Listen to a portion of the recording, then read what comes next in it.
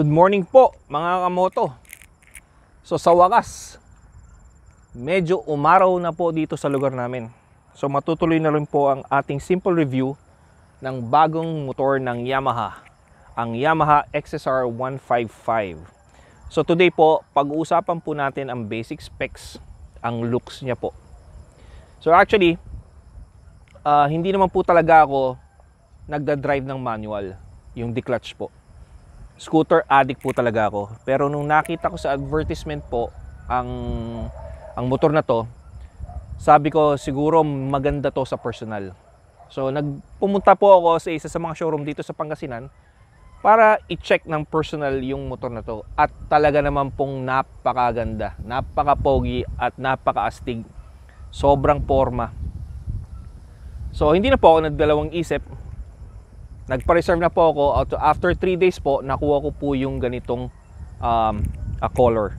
So actually, dalawang color po ito. Isa pong black at isang silver. Ngayon, pag-usapan po natin yung basic specs. Sa tire size, makikita nyo po, sa harap, ang sukat po nito ay 110 by 70 by 17. At yung rear naman po ay 140 by 70 by 17. Nakita ko po sa comment na pwede po siyang palakihan na gawing 160.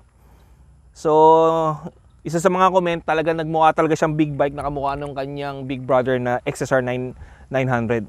So, siguro, isa sa mga future reviews po natin, pag nagpalit po ako ng tire, subukan po natin kung ano magiging itsura. Sa pipe po, makikita nyo na retro style din po. Yung finish niya po, may pagka-retro.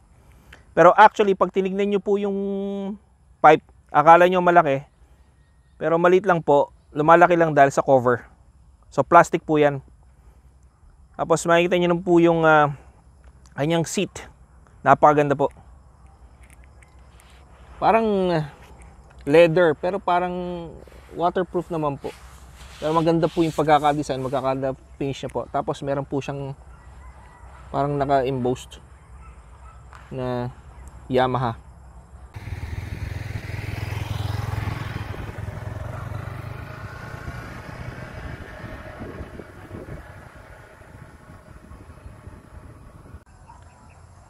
Sa lights naman po, makikita nyo, yung taillight niya po, LED. Napakaganda po ng design. Napaka-simple. Tapos yung dito naman po sa headlight, stig. Ang ganda po. May logo ng XSR. LED na rin po. Kasi yung blinker niya, bulb pa rin. Tsaka medyo mataba. Para sa gusto mag-modify, pwede naman palitan ng medyo manipis para bumagay ng konti. Maganda rin po yung mga accents niya. Tsaka yung mga features niya dito. Ito parang plastic to eh. Ito, fillet aluminum. Ganun din po dito sa gilid. Ito po nagpa-forma sa kanya. Mas maganda po yung kanyang frame. Delta box. So astig talaga. Pares na pares ng kanyang big brother. Plastic. Ito rin po isa sa mga nagustuhan kong feature. Yung upside down fork. Inverted fork kumbaga. So mas maporma siya. Ayan, liquid cooled po. Pero yung engine guard niya po, plastic. So mas maganda kung ginawa nilang bakal or aluminum. Pero may nabibili naman po. Nakita ko na rin po sa mga reviews. May nabibili na rin pong mga aluminum metal guard po. Engine guard. Pati na rin po sa radiator guard. Parang medyo napaka-open po ng radiator. Parang very prone po sa damage. Pero kaya naman pong lagyan niya ng guard. Yun po. Ngayon po, tingnan po natin yung design ng kanyang cluster. Ito po yung sa may susian. Ayan.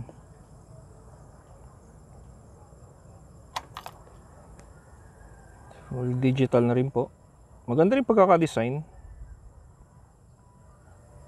Binagay po doon sa taillight, simple bilog. Tapos yung kanyang mga switches, basic din po, pero ang ganda rin na po kasi parang design ng mga big bike na rin po. Alam, medyo napansin ko po nung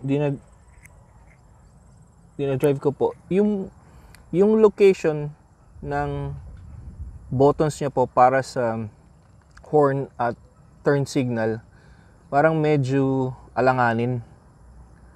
Mas maganda siguro parang kasi parang nagtatama siya. Una muna hawakan yung turn signal sa horn. Minsan nagkakamali pa ho ako. Tapos wala po siyang switch para sa lights. Bright lang po, walang off. So yun. Pero meron po siyang flasher. Ito dito. Ito nyo po, pakita para mas maganda. Ayan. May flasher po siya. At mapapansin nyo, kung matagal na po kayo nagmumotor at familiar po kayo sa mga Mio at mga other scooters, hindi po nagbabago ang grip ng Yamaha. Pero okay naman, kaya lang para sa gantong price, sana medyo mas magandang quality, ibang design man lang.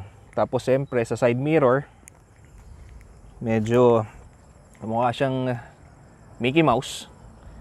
Madali naman po siyang palitan. Siguro sa susunod po, baka magpalit po tayo ng bar, yung bar and mirror po, yung retro style. Okay.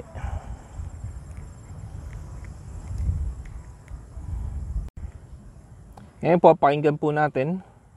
Sound check po tayo. Switch po natin.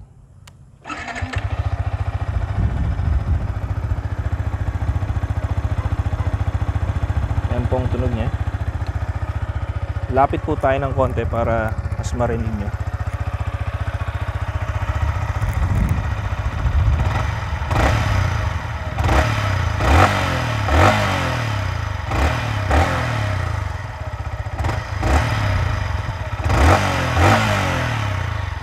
Gusto ko po magpasalamat po dun sa mga kagrupo sa XSR 155 Philippines na nag-send po ng mga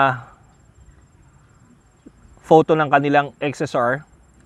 So, eto po kayo. Tingnan nyo po.